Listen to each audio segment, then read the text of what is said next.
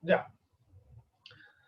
Vamos a dar entonces inicio de manera ya, oficial al contenido de los cursos, del curso de organización estructural, la primera unidad. ¿Okay? Eh, una de las primeras cosas que se tiene que empezar cuando se estudia biología y en general, cualquier ciencia, es hablar acerca de la naturaleza de la ciencia. ¿Ya? ¿Qué es lo que qué es lo que esperamos de la ciencia, qué es lo que podemos conocer, comprender y cómo se hace ciencia en términos generales. ¿Okay? Entonces, una de las cosas que espero les aclaren en este curso y en general en los cursos que van a ustedes a ir realizando, es que la ciencia no es un conjunto de conocimientos. ¿Ya? La ciencia no es un conjunto de datos.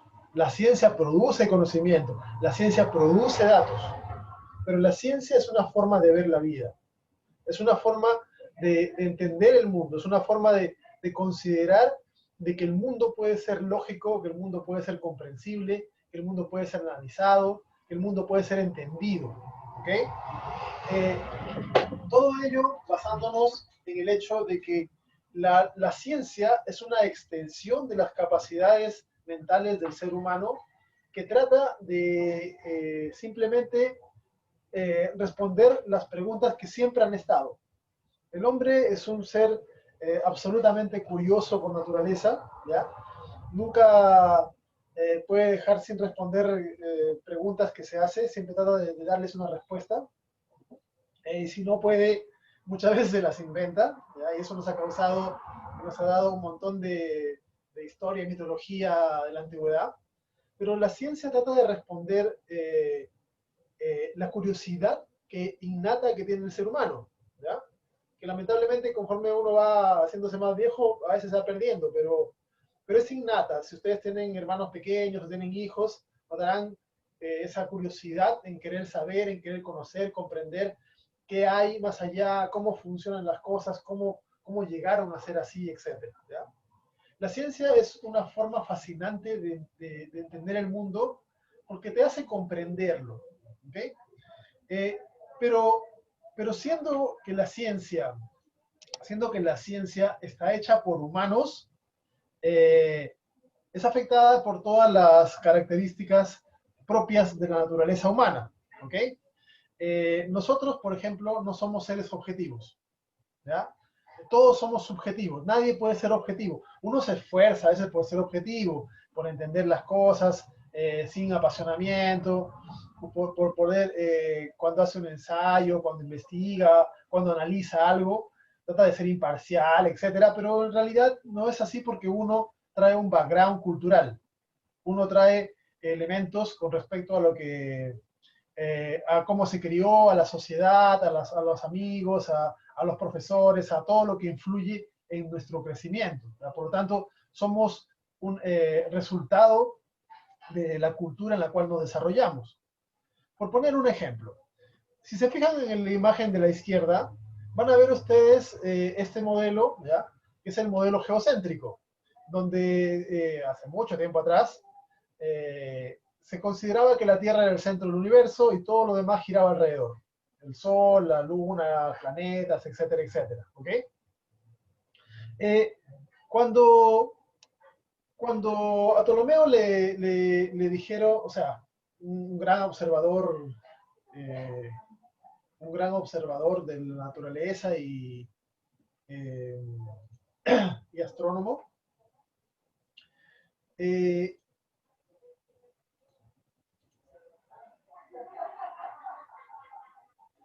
lo que él desarrolló, lo que él planteó fue, o sea, la idea fue la siguiente. Cuando tú te pones a observar el mundo, tú te das cuenta de cómo funcionan algunas cosas.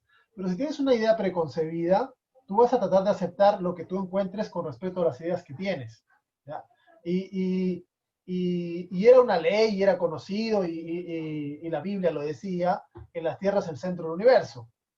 Por lo tanto cuando Ptolomeo hizo el análisis del movimiento de los astros sobre el espacio, sobre el cielo, no calzaba con la idea de que la Tierra fuese el centro.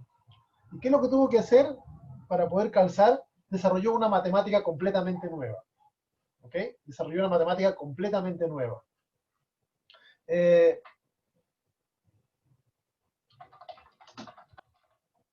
porque iba en contra de lo que él sabía, de lo que conocía. ¿Ok? Eh, porque la cultura le había dicho, le imponía el hecho de que tenía que ser así las cosas porque estaba establecido por siglos de que había sido así. ¿Ya? Un caso que tal vez es bastante peculiar y que marca o que indica cómo es que la cultura y cómo es que los preconceptos, ¿ya? Eh, influyen en cuando uno desarrolla ciencia, porque la ciencia es un efecto humano. Es un caso de un patólogo norteamericano. ¿Ya? Los patólogos se encargan a estudiar cadáveres. ¿Okay? Eh, un forense. Lo que este médico se dedicó toda su vida es a medir la masa cerebral, o sea, volumen cerebral. ¿Ok? Cada cadáver que llegaba les traía el cerebro, lo pesaba, medía cuánto era la masa, etcétera, etcétera. Lo que él quería era, estudió cientos de cadáveres, ¿ya? Pesó los cerebros de cientos de cadáveres, y lo que él quería demostrar era que el cerebro masculino es más grande que el cerebro femenino, ¿ok? Y eso es lo que, y eso es lo que hacía el hecho de que los hombres fuesen más inteligentes que las mujeres, ¿no? Esto, y cuando él realizó la medición de los volúmenes cerebrales de montones de hombres y montones de mujeres, se encontró que realmente es así. El volumen cerebral de un hombre es en promedio más grande que el de una mujer. ¿Okay? Entonces, él concluyó de que eso daba por cerrada la discusión y que por eso es lo que explicaba por qué el hombre es más inteligente que la mujer. Pero estaba partiendo de un preconcepto. Estaba partiendo de la idea de que el hombre es más inteligente que la mujer. Siempre la sociedad occidental, sobre todo la occidental, pero casi todas las sociedades, han sido bastante machistas, y muchas lo siguen siendo, y siempre se ha considerado a la mujer como un ser inferior en muchos aspectos, incluido el intelectual. ¿Ya? Eh, él partió de ese preconcepto y se encontró con datos que avalaban ese preconcepto. El cerebro masculino es más grande que el femenino. Pero, ¿qué es lo que él no consideró? Si tomamos, por ejemplo, los pulmones de un varón son en promedio más grandes que el pulmones de una mujer. El hígado es más grande, la musculatura es más... En general, casi todas las estructuras corporales de hombres y mujeres tienen diferencias. El hombre tiene más volumen en casi todo. ¿Ok? Y si hacemos el ajuste, se encuentra de que en realidad los tamaños cerebrales masculinos y femeninos no tienen diferencias. ¿Ya? No tienen diferencias.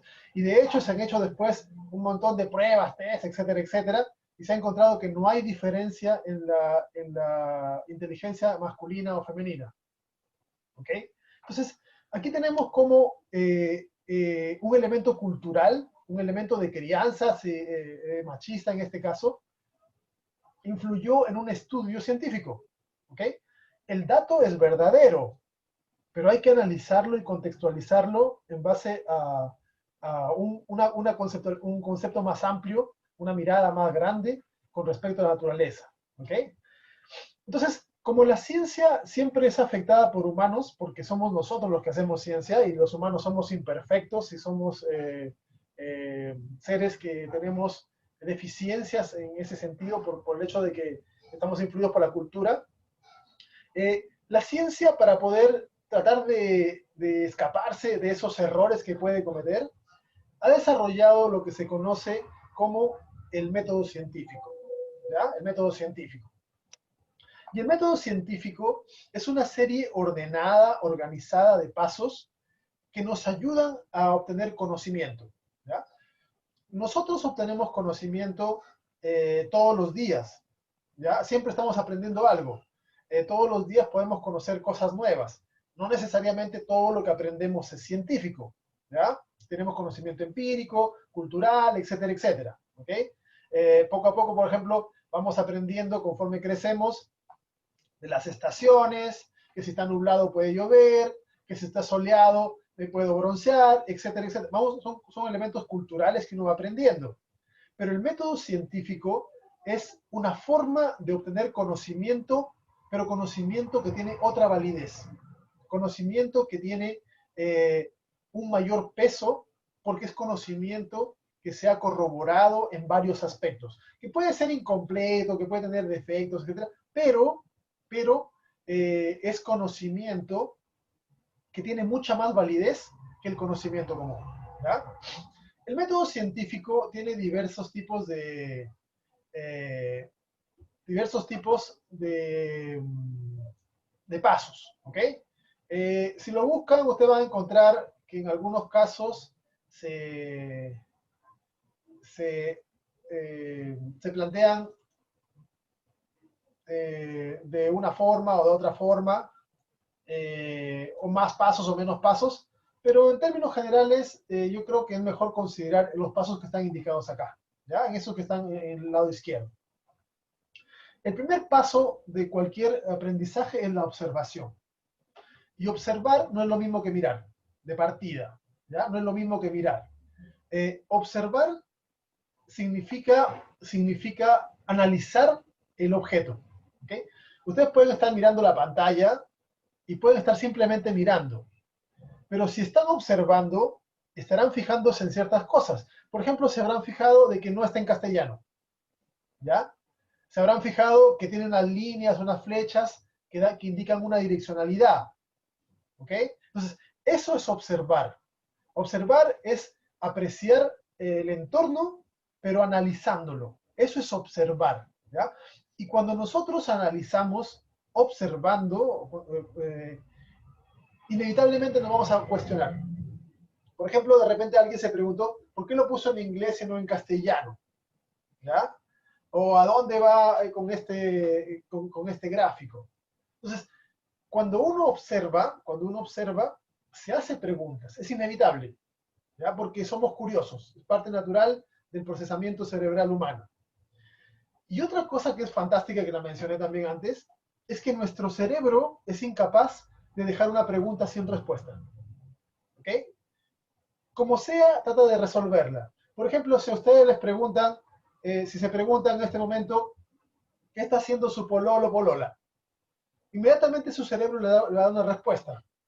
Y de acuerdo a su experiencia, etcétera, o a su conocimiento, van a responderse. Debe estar en su casa, debe haber salido, debe estar durmiendo, debe estar lo que sea. Pero el cerebro trata de responder. Puede que la respuesta sea verdadera o sea incorrecta, eso es lo de menos. Pero lo importante es que nuestro cerebro nunca deja una respuesta, una pregunta sin responder. ¿Ok? Entonces, a esa posible respuesta que nuestro cerebro le da intuitivamente a las preguntas, le conocemos como hipótesis. ¿Ok? Las hipótesis son respuestas que nuestro cerebro da de manera intuitiva y en base a lo que conocemos. ¿Ok? Por ejemplo, imagínense que ustedes, para poner un caso más palpable, imagínense que ustedes están observando la naturaleza, no sé, animales, y ven, por ejemplo, un mono que vean por ahí, ya en la naturaleza, un mono. Y ven, por ejemplo, que el mono de repente vomita. ¿Ok? Si simplemente están mirando nada, no están observando, ni siquiera le importará, ni se habrán fijado. Pero si observan eso, inevitablemente se preguntarán, ¿por qué vomitó? ¿Qué problema tiene? Y su cerebro inmediatamente les va a dar la respuesta. Ah, puede que tenga una infección.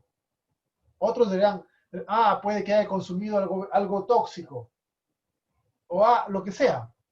Pero la experiencia de cada uno da una posible respuesta. Una posible respuesta. Eso es hipótesis. ¿Ok? Eso es hipótesis. Hasta ahí uno aprende todos los días. En estas tres primeras etapas no se diferencian mucho del método científico con el conocimiento empírico común, la forma en que uno aprende todos los días. La diferencia sustancial y principal del aprendizaje científico está aquí abajo. Está aquí abajo. ¿Ok? Predecir y hacer un experimento. Predecir significa, Si yo hago algo, los resultados deberían ser estos, de acuerdo a lo que yo considero. Si yo hago otra cosa, los resultados deben ser diferentes. Y no solamente me quedo con esa predicción que puedo hacer, sino que la voy a comprobar. Y aquí está la clave, el experimento. El experimento, ¿ok? Por ejemplo, si hablábamos del simio que vomitó. Si yo le doy antibióticos y se cura, probablemente era una infección. Estoy corroborando mi hipótesis, ¿ok? Pero si no se cura, tal vez era una toxina y tengo que hacer otro tipo de experimento, ¿ya? Entonces, la clave, y esto es lo que le da la validez al método científico sobre el método común, es que se ha experimentado.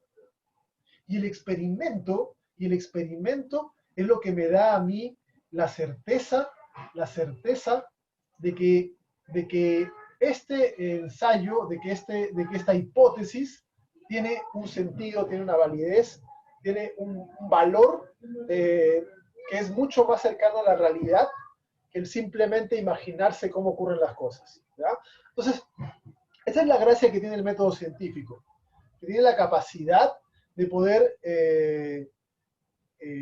respondernos con respecto a la naturaleza, con respecto al mundo, con elementos que son muy cercanos a cómo realmente ocurre, ¿ya?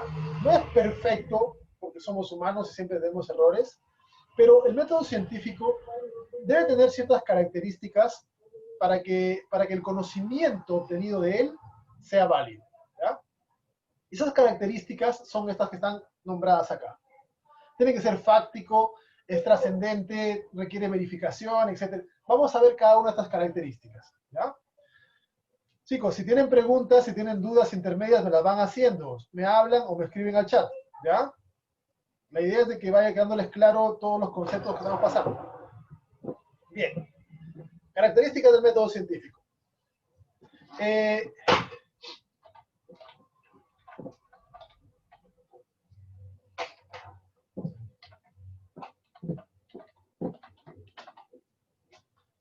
Ahí está mi correo, alguien lo pedía en el chat. Bien. Primero es fáctico. ¿Alguien sabe qué significa la palabra fáctico? O de facto.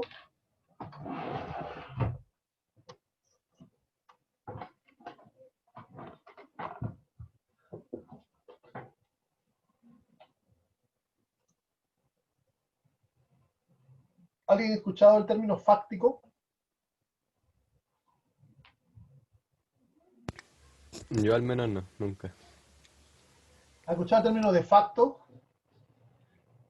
De Tampoco. facto, por ejemplo, dictador de facto o qué sé yo. ¿Algo que es un hecho o no?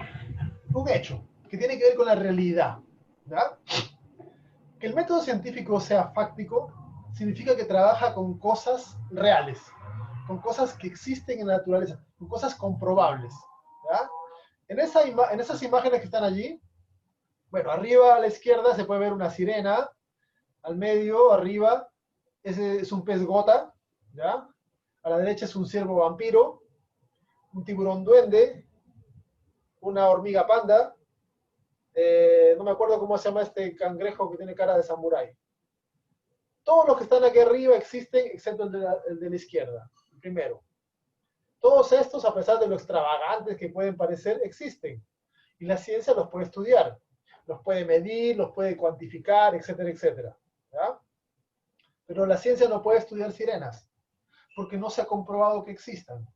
Si algún día aparecen, si algún día se encuentran evidencias de que existen, bueno, las estudiará, las medirá, analizará, etcétera, etcétera, ¿ya? Pero la ciencia no puede estudiar fantasmas, no puede estudiar ángeles, no puede estudiar dragones, no puede estudiar cosas que no se ha comprobado que existan en la realidad, ¿ya? Cuando algo se comprueba su existencia física en la realidad, con cualquier método que fuese, ¿ya? Tenemos ahora aparatos que ven más allá de nuestros sentidos y que miden cosas más de las que nuestra percepción la puede captar. Con cualquier elemento se puede determinar la existencia de algo, la ciencia lo puede analizar, ¿okay? Entonces necesita objetos reales. Eso significa que el método científico sea fáctico, trabaja con cosas reales, ¿ya? Trascendente. Trascendente yo creo que es un término que puede ser más conocido. ¿Qué les da la idea?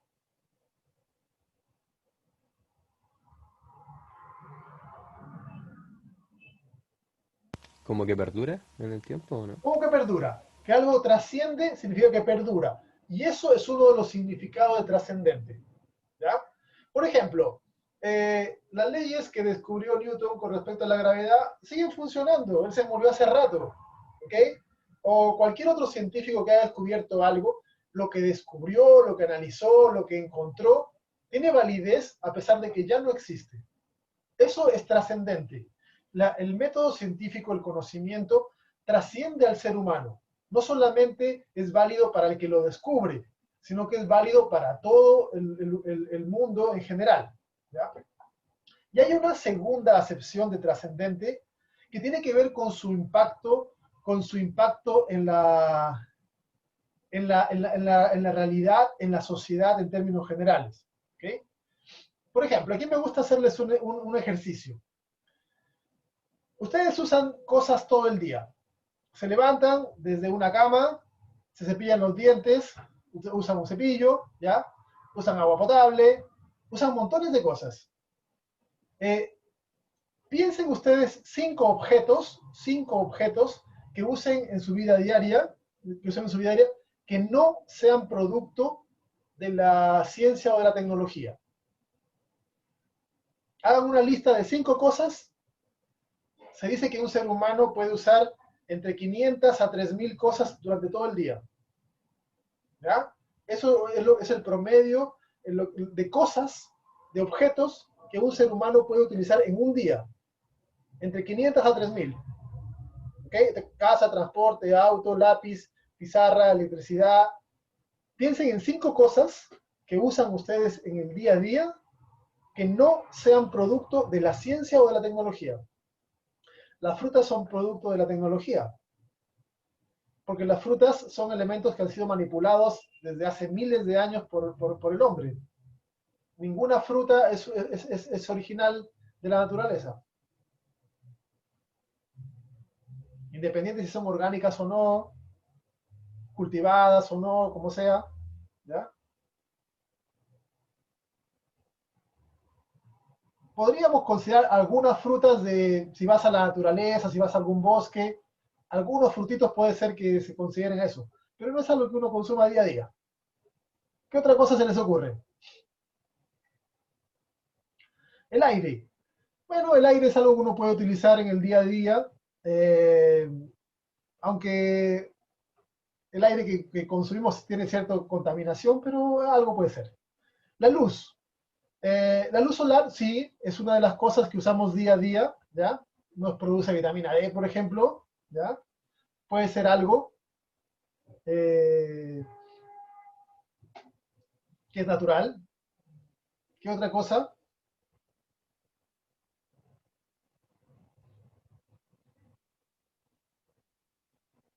¿Se les ocurre alguna otra? Es difícil, ¿verdad? Es difícil porque somos producto de una cultura tecnológica, ¿ok? La humanidad depende mucho de la ciencia y la tecnología para todas sus actividades diarias, comunes, sencillas, eh, y uno no se da cuenta de ello, ¿ok? Pero así de importante viene a ser la ciencia y sus desarrollos tecnológicos para la vida, ¿ya? Exacto, somos un elemento cultural. No estaríamos haciendo esta clase si hace unos 70.000 años atrás a un humano no se le ocurriría hacer una fogata. ¿Ya? No estaríamos ahora teniendo esta charla vía internet. ¿Okay? Pero todo lo que tenemos es producto de la ciencia y la tecnología y de la evolución cultural, tecnológica que ha tenido el ser humano. ¿Okay? Es fascinante visto desde diferentes ángulos y diferentes puntos de vista. Otra de las propiedades o características del método científico es que requiere una verificación empírica. ¿Ya? Requiere una verificación empírica. Eh, Todo necesita una corroboración. Y este principio se refiere evidentemente al tema de la experimentación, ¿ya? Al científico más brillante del planeta se le puede ocurrir una idea genial, maravillosa, lógica, perfecta, pero hay que probarla, ¿ok? No porque a alguien inteligente, brillante se le ocurra algo, tiene que ser verdad. ¿Okay? En ciencia no es así. En ciencia, lo que se prueba, lo que llega a tener resultados desde un experimento, eso se valida. ¿Okay? Eso se valida. Otra de las características del método científico, de la ciencia en general, es que es autocorrectiva y progresiva. ¿Ya? En la actualidad, y ya hace tiempo atrás ya, nadie empieza de cero, nadie empieza su conocimiento de cero. Por ejemplo, ustedes probablemente en el futuro van a aportar en algunos conocimientos, desarrollo tal vez de algún software nuevo, desarrollo de alguna característica novedosa. Van a hacer algo. Todo el mundo aporta en alguna cosa a la sociedad, etcétera, ¿ya? Eh, pero, pero no parten de cero. Sus conocimientos, su base, no parte de cero. Parte de lo que hicieron otras personas antes. ¿Ya? Y en la ciencia todo es así. Si nos remontamos, vamos a ir encontrándonos que los primeros, antes de los griegos incluso, se pueden encontrar ya evidencias de cómo el hombre ha ido tomando cosas del pasado. Y en ese sentido, la ciencia es genial porque se corrige, ¿ya? Porque se corrige. Porque si se encuentran nuevas evidencias que cambian algún postulado, pues se lo corrige sin ningún drama, sin ningún problema. Todos los aportes se analizan, todo se evalúa, y si hay que corregir alguna conceptualización, pues se cambia, ¿ya? Entonces, de esa forma es que se incorporan cosas nuevas, se rechazan cosas obsoletas, y la ciencia va sumando nuevos peldaños en este conocimiento, ¿ok? Eh, Otra de las características de importancia que tiene el método científico es que es general. Y el término general aquí se refiere al término de que se puede generalizar. ¿Ok? Por ejemplo, imagínense que a ustedes se les manda a hacer un trabajo y les dice que analicen la estructura de todos los árboles del planeta. ¿Ya? De todos los árboles del planeta. A nadie se le ocurriría ir y mirar la estructura de todos y cada uno de los árboles del planeta. Sería una locura. Si ustedes van a Vilche, por ejemplo, a la cordillera, alguna parte de acá, en unas cuantas hectáreas vamos a encontrar miles de árboles, ¿ya? En toda una región podemos encontrar millones de ejemplares. Entonces, sería ilógico que una persona quiera ir y analizar a todos los seres que tienen esa característica de árbol. Pero lo que se puede hacer, por ejemplo, es tomar una muestra, un árbol de cada tipo, y analizarlo. Y después las conclusiones van a ser las mismas. Todos los árboles tienen una estructura rígida central que se llama tronco, tienen una copa de hojas, tienen raíces que lo anclan al suelo, como general. No hace falta de que uno vaya y revise todos. Una muestra es suficiente. Claro que dependiendo del caso, hay que tener cuidado en cómo se hace la muestra. ¿Ok? Pero la gracia que tiene esta conceptualización es que desde un grupo pequeño yo puedo encontrar conocimiento que es válido para todos. Porque ustedes vayan a la parte del mundo que vayan, si ven un árbol lo van a reconocer, porque tiene la misma estructura. La misma estructura que analizaron para un grupito pequeño tendrá la misma estructura. ¿Ya? Esa es una de las gracias que tiene también el método científico. Otra de las características es que es analítico.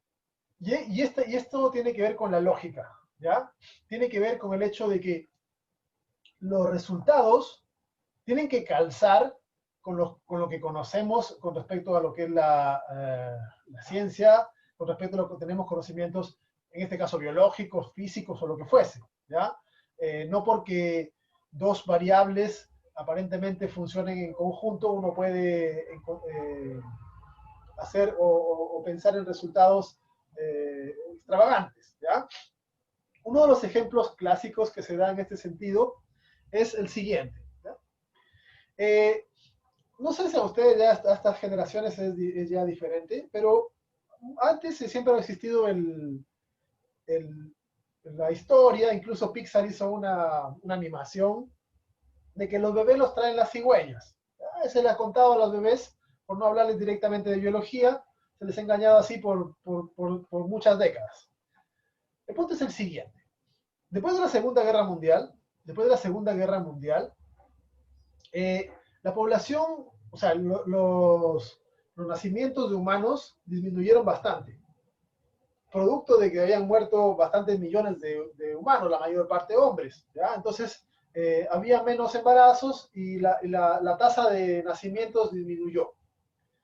Unos etólogos, que son biólogos que estudian comportamiento animal, también encontraron de que la población de cigüeñas de la zona de Francia y Bélgica habían disminuido también. ¿Okay? Entonces, había una correlación directa.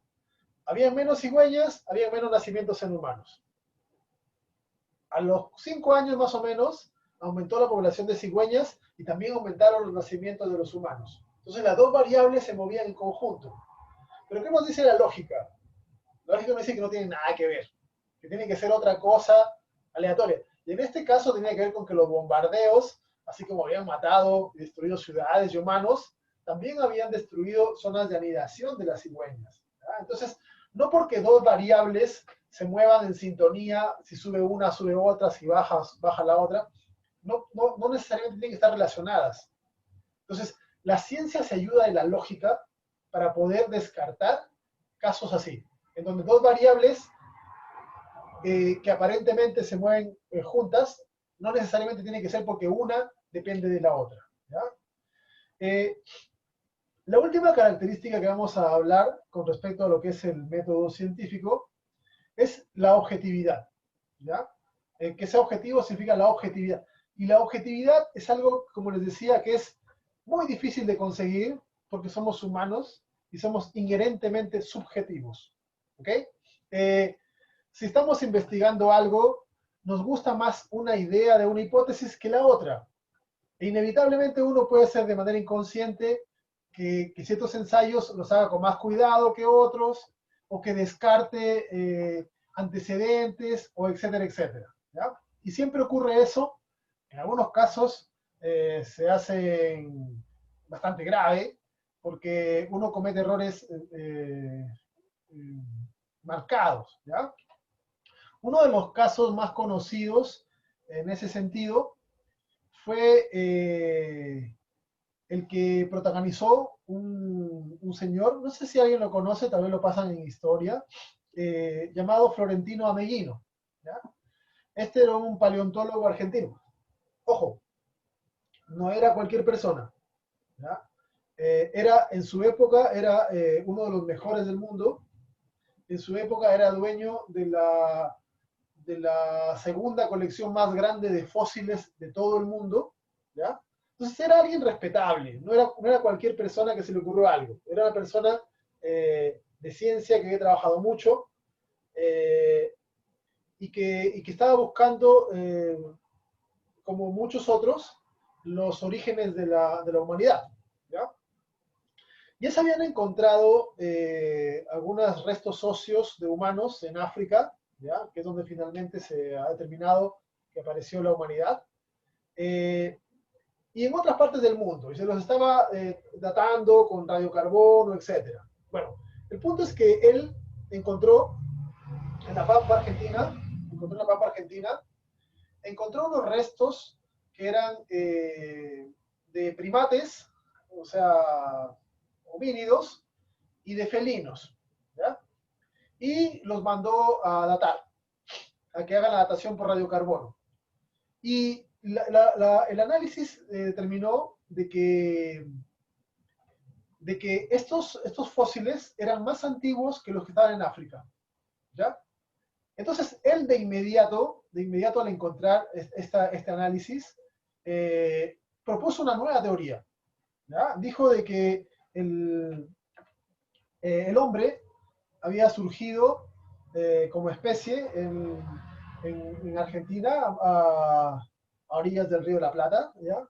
Y que de ahí se había expandido al resto del mundo. Esa fue su propuesta, en base a que los huesos que encontró eran más antiguos. Si son más antiguos, de aquí fueron hacia otras partes. ¿Ok? O sea que todos éramos argentinos a fin de cuentas. El punto es el siguiente, y después Harlica y otros lo rebatieron. Él se apuró, ¿okay? Perdió la objetividad, tal vez por darse más, por ser, no sé, el primero en de decir una teoría nueva, o darle más prestigio a su país, qué sé yo, pero perdió la objetividad, porque descartó algunas cosas, ¿ya? Se apresuró, se apuró, se la jugó por un resultado que no estaba bien comprobado. Porque después, cuando se hicieron los análisis más complejos, se encontró de que los restos de felino sí eran más antiguos que los africanos, pero los restos de homínidos eran posteriores a los de África, ¿ya? Entonces, cuando él mandó a analizar, el hueso que se mandó era de un felino y no de un homínido, ¿ya? Y después un montón de otras evidencias dataron y encontraron de que en realidad su teoría estaba equivocada. ¿Okay? Esto es ser subjetivo. ¿Ya? Esto significa no tener la capacidad mental para poder abstraerse, que cuesta. Somos humanos, cuesta no poder involucrarse emocionalmente con los descubrimientos que uno va realizando. ¿Okay? Entonces, el método científico tiene estas características y en términos generales propone de que siempre uno debe ser permanentemente cuestionador del conocimiento, permanentemente cuestionador de, de su de lo que uno mismo descubre, de lo que uno analiza, para no caer en errores que nos lleven a, a generar conocimiento que es incorrecto. ¿Ok? En biología, como en toda la ciencia, se aplica el método científico. Y dentro de las cosas importantes que se han encontrado en biología, tenemos que destacar, en primer lugar, que toda una serie de estudios diversos han concluido que los seres humanos, que los seres vivos en términos generales, tenemos ciertas características que nos diferencian de los elementos inertes de la naturaleza. A ese conjunto de características o propiedades que son particulares de los seres vivos y que no están en los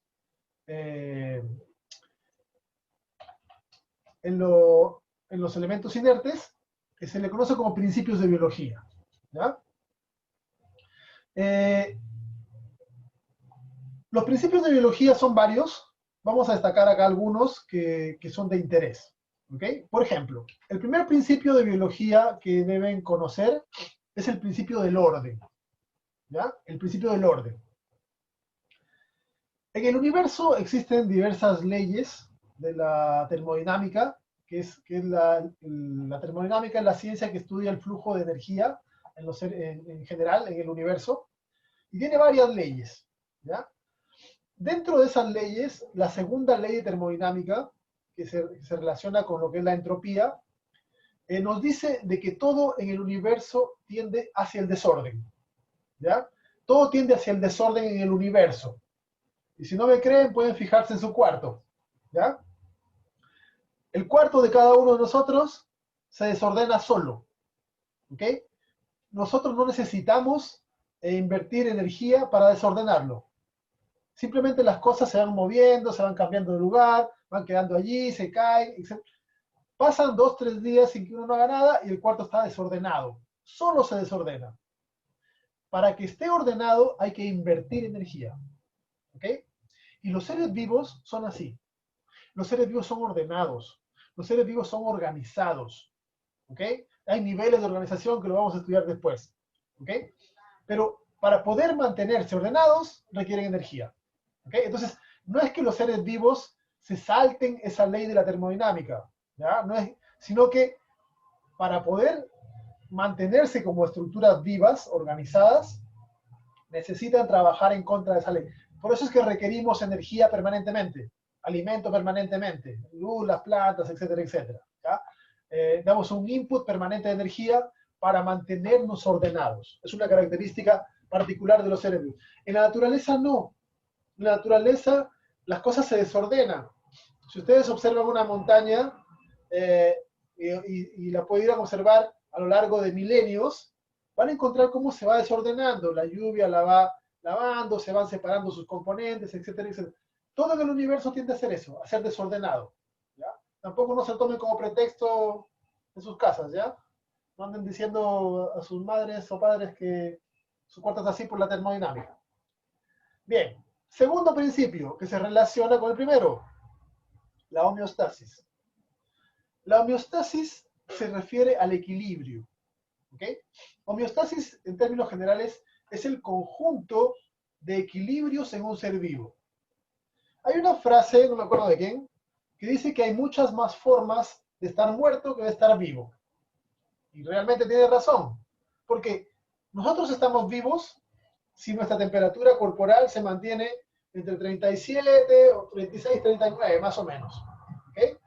Si nuestra temperatura promedio es 37 grados y medio, puede subir un poquito si nos da fiebre por alguna razón. Puede bajar un poquito si entramos en hipotermia. Podemos sobrevivir como hasta los 32 grados, 33 grados si baja nuestra temperatura. También hasta los 40 grados, 41 grados si sube mucho. Si nos pasamos de esas temperaturas ya no morimos. ¿Ok? El pH de nuestra sangre es 7,4. Si sube un poco o baja un poco, nos morimos. ¿Ok? Necesitamos respirar cada unos pocos segundos. Si pasamos más de 5 minutos sin oxígeno, nos morimos. ¿Ok? Si nos hiperoxigenamos, respiramos demasiado, también nuestro cerebro sufre. Ya no como para morirse, pero igual. Si no tomamos agua una semana, nos morimos. Si toman 40 vasos de agua en menos de 15 minutos, también se van a morir. ¿Ok? Entonces, nosotros somos seres equilibrados. Somos seres que necesitamos una variedad de elementos que nos mantienen equilibrados. Si consumimos poco alimento, nos vamos a enfermar. Si consumimos mucho alimento, también nos vamos a enfermar. ¿Ok? Entonces, todo ese conjunto de regulación de la temperatura, de la cantidad de agua, de oxígeno, de alimento, de todo ese conjunto de características tienen que ser equilibradas, balanceadas. ¿Ok? Entonces, a ese elemento que nos ayuda a ser ordenados y equilibrados, eso todos los principios de los seres vivos. En los seres inertes no existe eso. ¿Ya? Solamente es característica de los seres vivos. Para estas cosas, para mantener el orden, para mantener la homeostasis, requerimos energía. Otro de los principios de los seres vivos es la universalidad. Y la universalidad se refiere a que los seres vivos tienen características comunes. Por ejemplo, si ustedes toman un pedazo de ADN de una de sus células y un pedazo de ADN de una bacteria, no van a encontrar diferencia. La secuencia tal vez, pero los nucleótidos que forman ese ADN son idénticos, idénticos, idénticos. ¿Ya? Si analizan una célula, una bacteria, un hongo, una planta o lo que sea, todas las membranas celulares son muy similares. Base de fosfolípidos con proteínas, en esencia. ¿Ya? Si analizan el metabolismo, todo el metabolismo de todos los seres vivos es basado en enzimas. Se analiza la energía, el ATP es la molécula universal de energía, y así. Entonces, todos los seres vivos comparten características comunes. A eso se refiere la universalidad. ¿Ok? Relacionada con la universalidad, tenemos el principio de continuidad. Y la continuidad me dice a mí que los seres vivos se parecen en esas características porque todos venimos de un mismo origen, ¿ya? De Luca. Luca se refiere a las primeras células que han dado origen a todos los seres vivos. ¿Ya? Luca es un acrónimo que significa Last Universal Cell Ancestor, que serían las células ancestrales universales de todos los seres vivos que existen. ¿Ya? Eh, desde los primeros seres vivos que se generaron, que eran parecidos a bacterias, el proceso ha ido generándose. La vida surgió una vez, ¿ya? Por lo menos la vida que conocemos. Ha surgido una vez y nunca se ha detenido. Cada uno de nosotros somos éxitos evolutivos, porque nuestra línea evolutiva la podemos rastrear hasta ese primer ser primitivo que dio origen a todos. Somos una línea ininterrumpida. Hay montones de líneas que se han extinguido, ¿ya? Pero eso significa la continuidad, que la vida empezó una vez y nunca se ha detenido, ha cambiado. Y eso nos relaciona también con otro principio, el de la diversidad. La diversidad tiene que ver con el hecho de que los seres han desarrollado diferentes estrategias, diferentes estructuras para adaptarse a los medios. Piensen ustedes, por ejemplo, en el caso de los animales y el desplazamiento. Hay animales que se desplazan en el agua, otros en la tierra, otros en el aire, algunos en más de una de esos medios, y las formas de desplazarse varían. Por ejemplo, en tierra, hay animales que caminan, hay animales que saltan, hay animales que se arrastran, eh, diferentes formas de desplazamiento. ¿Okay? Para eso han generado estructuras diferentes. Entonces, esa variación en las estructuras, tanto en la parte estructural como en la parte metabólica, que se ha hecho diversa, permite a los seres vivos adaptarse al ambiente. Y eso se relaciona con el otro principio, que es el de la evolución. La evolución es el principio más fantástico de los seres vivos, que tiene que ver con la adaptación al medio, ¿ok?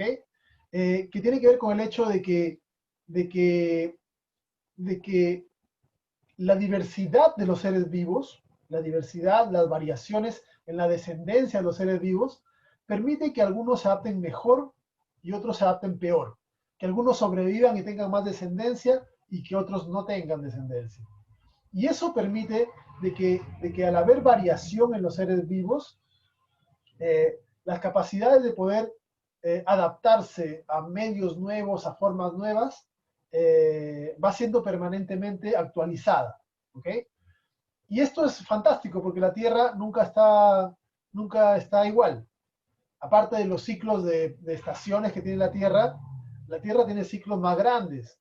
Ha habido etapas donde el Sol ha brillado más, ha habido etapas donde la Tierra se ha congelado, ha habido etapas donde la Tierra ha estado más caliente, ha habido etapas donde el CO2 ha sido más alto o el oxígeno más alto, etcétera. La Tierra siempre está cambiando. A nosotros nos parece como más constante porque nuestro tiempo de vida es corto, no llegamos ni a 100 años, ¿ok? Pero si hablamos de ciclos geológicos de miles o millones de años, podemos encontrar que la Tierra ha cambiado bastante y siempre está cambiando. Entonces es importante de que los seres vivos vayan desarrollando características que los van adaptando a esos cambios. Y a eso se le conoce como evolución. El último principio del que vamos a hablar es el principio de la interacción. Y el principio de la interacción nos dice de que ningún ser vivo puede estar o puede sobrevivir solo, por su cuenta, separado, individualizado. Los seres vivos necesitan, necesitan interactuar con otros seres vivos. ¿Ok? Necesitan formar diversos tipos de relaciones. No siempre las relaciones entre dos seres vivos favorecen a ambos seres vivos. ¿Ya? Hay algunas relaciones que son mutualistas, donde ambos se benefician. Pero hay relaciones en las cuales se beneficia uno y el otro no. ¿Ya? En los humanos también pasa eso. Hay relaciones depredatorias, uno se come al otro, ¿ya? Hay relaciones de parasitismo, montones de interacciones. ¿Ok? La mayor parte son relaciones casi neutras o simbióticas. Por ejemplo, piensen esto. En los seres humanos tenemos una cosa que es genial. En el cuerpo de cada uno de ustedes, en cada uno de los seres humanos, hay más células no humanas que humanas. ¿Ok? Háganse la idea. Nosotros tenemos en todo nuestro tracto digestivo bacterias. En toda nuestra piel bueno, no solo bacterias, tenemos bacterias, arcaeas, tenemos hongos, tenemos protistas, tenemos montones de seres microscópicos que están en toda nuestra superficie. Esas células suelen ser más pequeñitas que las células humanas. Entonces, si nosotros pudiésemos contar el número de células humanas que hay en nuestro cuerpo versus el número de células no humanas de todos esos simbiontes que tenemos, encontraríamos que son como el triple del resto de las células que tenemos. ¿Ya? Entonces, hay más en nuestro cuerpo que creemos que es nuestro, hay más seres que no son células humanas, ¿ya? Y que son vitales para nosotros. Por ejemplo, todos los simbiontes de nuestra piel nos protegen de infecciones. Los simbiontes del intestino nos aportan ácidos grasos esenciales, vitaminas, fortalecen nuestro sistema inmune y un montón de otras cosas. Entonces, la interacción entre seres vivos es algo genial, fascinante, y que si no se da, se corre el riesgo de morirse. Por ejemplo, se hizo un ensayo con ratones, ¿ya?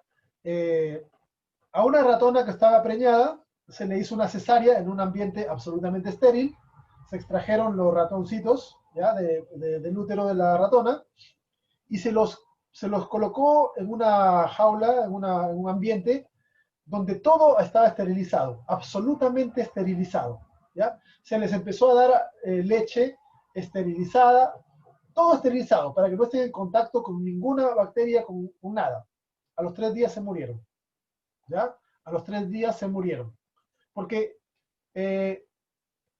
necesitaban la interacción con otros seres vivos, con otros simbiontes en su piel, en el pelaje, en el intestino, etcétera, etcétera. Así de importante es la interacción entre seres vivos. ¿Okay? Bien, estos son los principios de la biología, características que cumplen todos los seres vivos. Y la próxima clase, o sea, mañana, hablaremos acerca de lo que es teoría celular y las peculiaridades o componentes que presentan los seres vivos.